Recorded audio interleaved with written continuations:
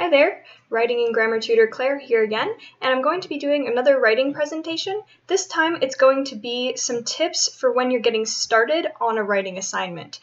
So hopefully this will be helpful for you if you haven't been writing academic papers very much before, or if you haven't done this type of writing in a very long time and you're just starting to get your first assignments and aren't too sure really how to approach them to start off. Hopefully this presentation will give you some tips in that regard. So some of the things we're going to talk about today include how to choose a topic for your paper. A lot of the time you might have a specific prompt. You may not really be able to choose the overall topic so much, but just on the off chance that you do get to choose, we're going to talk about some strategies for that. We're also going to talk about developing a controlling idea. More often than not, that's referred to as a thesis statement. Think about it as kind of the same thing as that. We're also going to talk briefly about creating an outline for your paper so that you can later go on to sort of fill in with your specific evidence and arguments. And at the end, we're going to go over some helpful writing tools for the process. So first, we're going to talk a bit about where to start when choosing a topic. So when you're trying to find an idea for your paper, if you have to kind of choose a general overall topic, some of the things I would recommend are just doing some general brainstorming, whether that's creating a mind map, whether it's just taking some notes on your own, something to that effect, maybe just doing a bit of writing in the process just to get your ideas out on paper. I often like to find my ideas for topics from class discussions and class notes when possible, because if you choose something that you've been learning about already in class, then you can reinforce that knowledge by incorporating some of those ideas into your papers. And another way to get ideas, especially if it's a topic that you don't know very much about or you've never really looked at in depth, one thing I would recommend is doing some preliminary research. So doing some background reading, going back into your course texts in a bit more depth, and trying to look for some preliminary ideas there. And then once you have a general idea of what you're going to be discussing for the paper, you can narrow it down by focusing it in several key ways. One way is by picking something that you know a little bit about already. If you are working with a topic that's totally new to you and you feel kind of lost and it's hard to latch on to something, picking some aspect of that you already know a bit about or can relate to in some way can help you feel a bit more grounded in the writing process. Something else you can do is pick something you want to learn more about. I would highly recommend doing that for your college writing whenever possible, just because it's a really good way, like I said, to keep reinforcing that knowledge and to be sure that you're learning things that will be important and valuable to you, both in school and when you leave.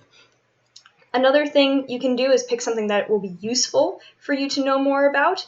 It's somewhat similar to something you want to learn more about, but I guess this is more even if you maybe aren't as personally drawn to the subject, but you still know that maybe, for example, the field that you're planning to go into is going to require you to know a lot about something, then that's something else you can pick. Another thing that can help is if you're doing some preliminary research and you find that there are a lot of resources on a topic, or maybe just a solid amount of resources, but maybe there are some angles that people haven't considered, or you can kind of bring something of your own to it when you're using those resources as support. Kind of see what's out there in the sources, in the research, and see if there's something that will give you a good amount of evidence to use that you can then use to back up your own ideas. And this research portion of finding your ideas, this is typically a step that a lot of guides will recommend doing later in the process once you already have your topic and your controlling idea. But sometimes it can be very hard to develop those things, especially on a new topic, if you don't do some of that research first. So if you do have a general topic in mind or if you've been assigned one, definitely go in and do some of that reading and research. It can give you inspiration. It also is a good way to make sure that you have enough sources to support your ideas. That becomes mandatory in most college writing, that you are using those outside sources to directly back up your ideas. So if you choose something that's maybe too narrow or there aren't enough sources out there to support it, it might not be the best topic for you to use or the best controlling idea to use for your paper.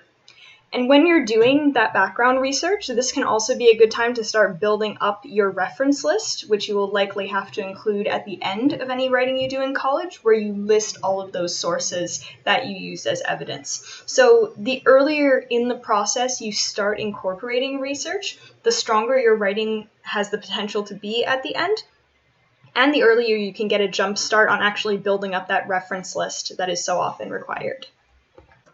So now that we've got some ideas on how to generate a topic, I want to move on to discussing developing a controlling idea, which is not the same thing as the topic of your paper. The topic is more just the general idea of what you're discussing. For example, I don't know, the role of fighter planes in World War II. That's kind of, it's a specific idea, but it's still, you're not really saying anything about it yet. Your controlling idea would be what you have to say about that thing, what you want your message as a writer to be about that thing. And I'm going to show you some examples a bit later on in the presentation as well.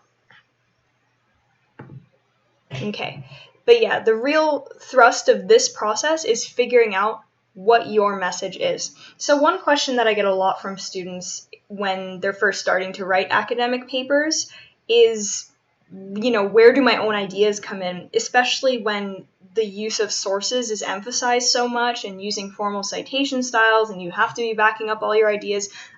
This is the point at which a lot of students say to me, well, am I not then just stating facts back at my instructor? Like, where did my own thoughts come in?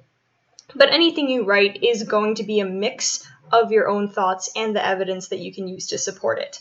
One of the biggest ways that you can come through as a writer, even when you're writing academic papers or nonfiction things, is in the examples that you choose to support your ideas and the way that you organize those examples and those ideas.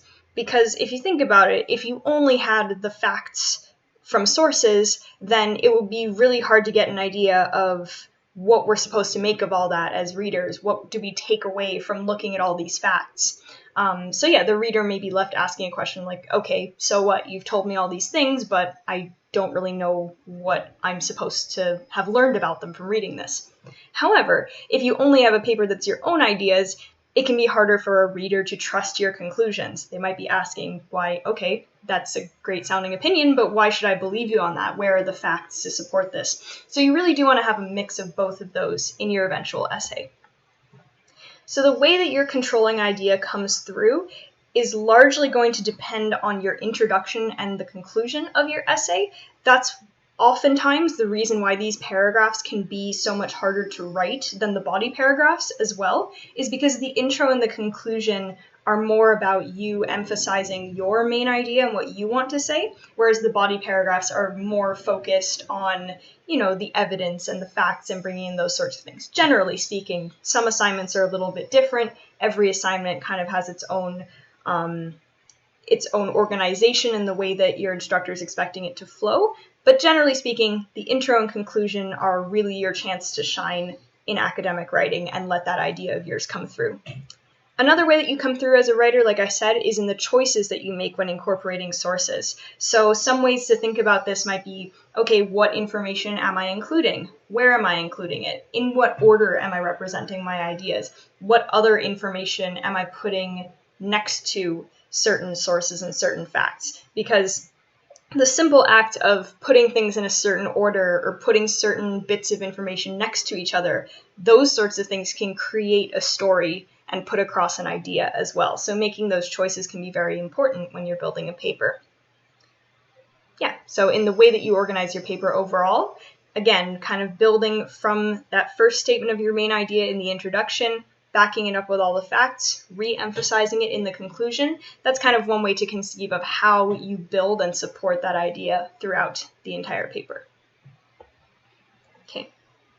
So when you're creating a good controlling idea, or a thesis statement in this case, you want to develop something that is clear, specific, and relevant to either the prompt that has been given to you by your instructor or the question that you have kind of posed to yourself, right? You want your controlling idea to be an answer to a question that somebody could have. And when you develop that controlling idea and put it into your essay, usually near the end of your introduction, it'll give your reader an idea of what the rest of the paper will be like. So oftentimes, in addition to including that main idea you want to get across, when you express it in a thesis statement, you're also going to be hinting at some of the key ways that you're going to support it going forward in the essay. You also want a controlling idea that has a good scope for the length of the paper. And what I mean by that is you want to pick something that's not too broad or too narrow for the amount of writing that you're expected to produce. So you want to make sure that you have something that's, broad enough that there's enough for you to talk about, but not so broad that there's way too much to talk about and it's difficult to sort of back up your points as a result.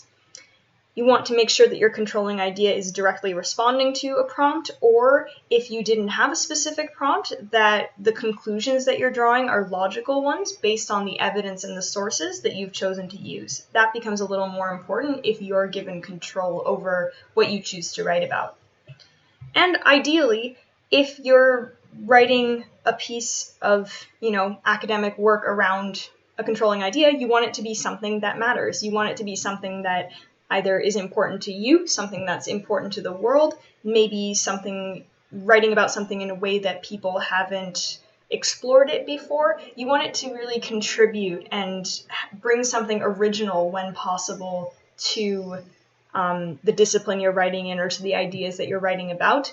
If not originality, then you want it to be something that is well researched and really represents thoroughly those ideas and concepts that you want to be working with.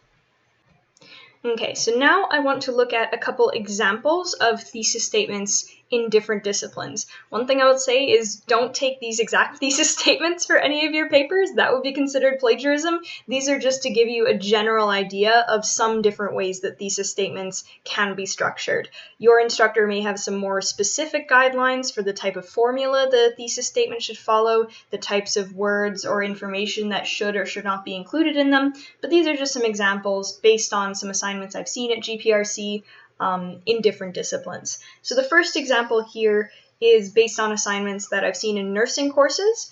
Courses like in the hard sciences, even in some of the humanities, potentially will be more okay with things like the purpose of this paper, those kinds of set phrases. In something like an English class, you typically won't see a format like that, which is okay.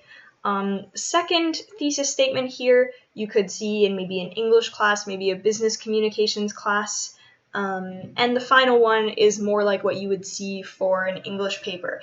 And I just wanted to show these examples to demonstrate the different kinds of information and the different kinds of phrases that could be put into controlling ideas or thesis statements, depending on what ideas you're trying to put across. So, for example, in the English one, you're probably or possibly going to be mentioning the name of an author in a text that you've read, whereas in other disciplines that might not be as necessary, especially if you're bringing in lots of sources. These are just some of the things that can be different in the way your controlling idea looks at the end.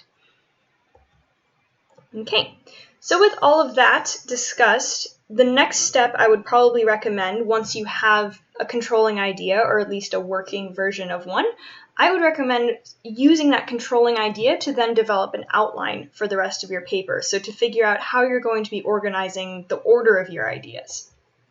Okay. So some tips I would have for when you're making an outline would be to ensure that you're following the assignment guidelines very carefully here. Like I said, every assignment is different. Different instructors will have different expectations for the sorts of things you include. Some instructors may want to see section headings where you basically title every section of a paper, and that can be one way to organize it. Other instructors may want to see more of a natural flow between your paragraphs with more emphasis on things like topic sentences where you sort of have a mini thesis statement as the first line of a paragraph as opposed to putting it as a section heading. There are several different ways that you can show this organization and still have it be correct by certain standards. But once you have that controlling idea, what I would recommend is starting to set up your body paragraphs either with section headings or with topic sentences based on the way that you're going to be organizing it.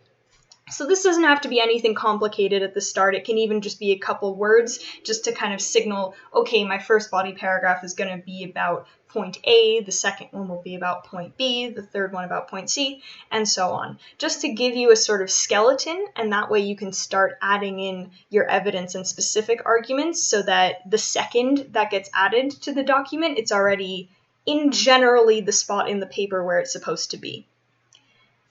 So let's have a look at some examples here.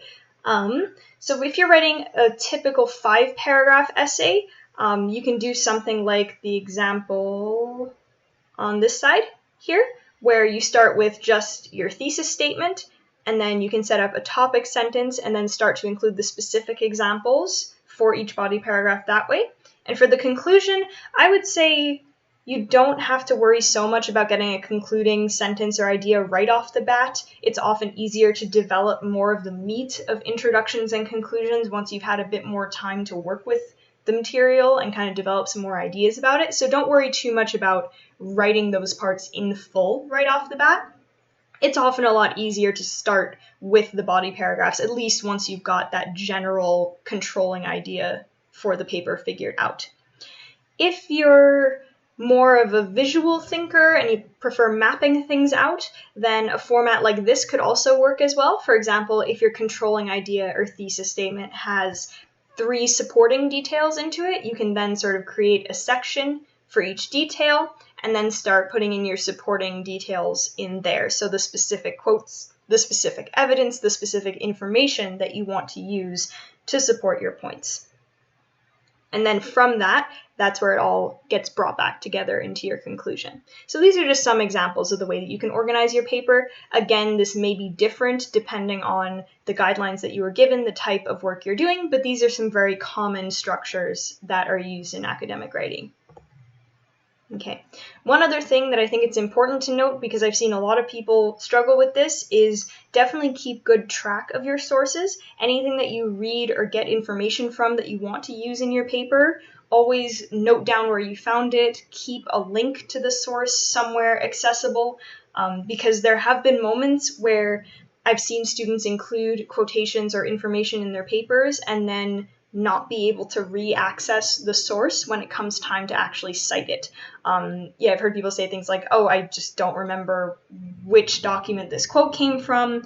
I don't know where in the article it was. I borrowed a book, but I had to return it and I didn't do the citation in time. One way to sort of avoid a lot of this is when you first start going through your sources, be sure to grab or create a little citation for it. That way you'll still have all of the key information for the source, even if, for example, you've already returned or relinquished access to that source. You'll still have all the information you need to cite it properly.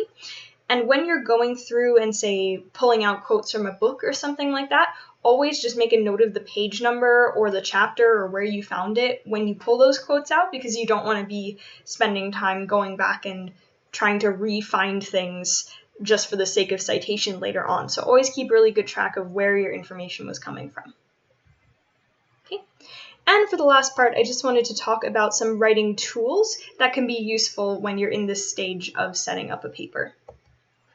Okay, technology can really be your friend in this instance. One tool that I find really invaluable when, just looking for things is the Control F function, or if you're using a Mac, you can also do this with Command F. This is the find tool, so you can use this on web pages, you can use it on Word documents. Most PDFs, I would say, you can also use this, but some of them are treated more like images, so it won't really recognize the words.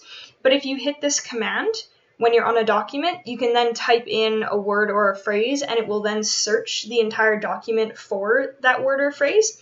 So this can be a good way when you're doing preliminary readings, if you just want to make sure, like for example, if you're like, oh, if this article doesn't mention this word at all, then it's not going to be something that's useful to me. You can use Control F to do a search for that word and see if it's in there, because then if it's not, then you don't have to read through the entire thing to learn that. You can just do the find tool, do the search instead through the find tool.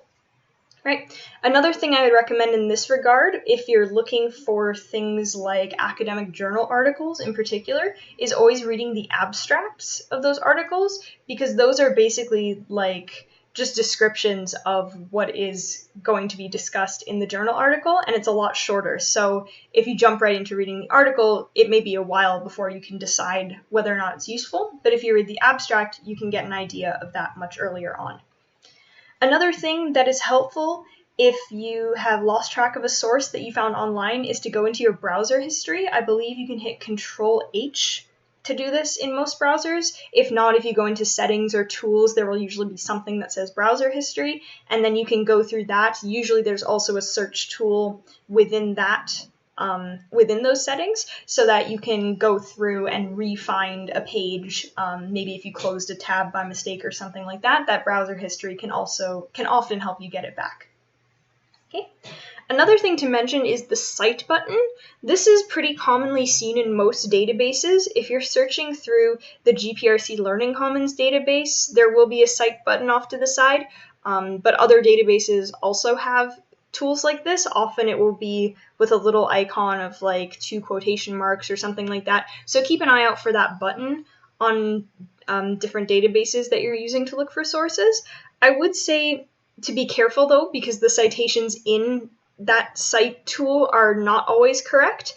They can save you a lot of time to just at least use that as a starting point, but don't trust that they're all absolutely correct. Always use another website like Purdue OWL or something like that, maybe the APA style blog, for example, if you're using APA, just to really make sure that the formatting of that citation is correct and what you need it to be.